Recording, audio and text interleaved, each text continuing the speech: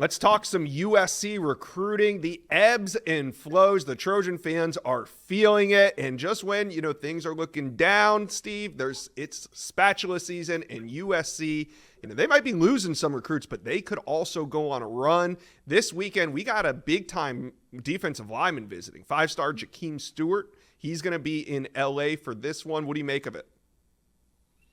Big visit. There's been times where USC has had momentum with Jakeem Stewart. They're battling Oregon, they're battling Ohio State, and obviously in-state LSU, where he took his official visit last weekend. He's been to USC several times, and he loves what USC offers off the field, from the Fortune 500 companies in Los Angeles and all the opportunities that comes with being a USC player. And then the coaching staff, Coach Henderson, their defensive line coach, his relationship with him is second to none. Coach Henderson is from New Orleans. He played high school football with Jakeem's trainer and mentor, Clyde Alexander.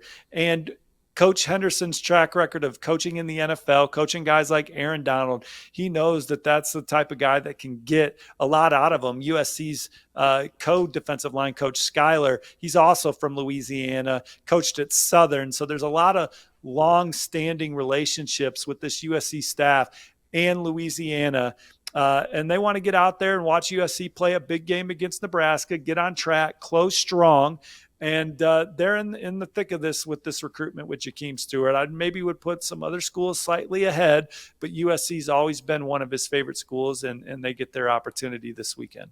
Yeah, you're right. This weekend we'll see. Coach Deonton Lynn and his track record as a defensive coordinator, another exciting component. Yeah, we'll have to see what Jakeem Stewart is saying coming out of this one. Now, this week, you made some noise along with Chad Simmons putting in officially that flip pick for Julian Lewis to go to Colorado.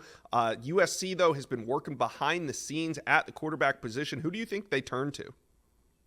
Well, I think talks have intensified with in-state quarterback, local quarterback, 5-star Husan Longstreet. He's committed to Texas A&M. Here's what I know about USC and quarterback recruiting. Lincoln Riley basically recruits guys one at a time. So when he was locked in on Julian Lewis, Bryce Underwood wanted to visit. No quarterbacks on campus. We're all in on Julian Lewis. He's our guy. Things are picking up with Husan Longstreet, and USC needs to sign a quarterback in 2025. He's the only one they're recruiting right now, which tells me that they have confidence that they can flip Husan Longstreet, because if they didn't, they would be on another guy. Maybe they were on Blake Baker, who's committed to North Carolina, but Blake Baker looks strong with the Tar Heels. Husan Longstreet is the guy that's heating up behind the scenes. He's had dialogue. He's been on campus, not for games, but just individual visits with USC this fall. Now, the conversation still remains good and positive with Texas A&M. His brother's at Texas A&M. He's been to all the big games at Texas A&M this fall.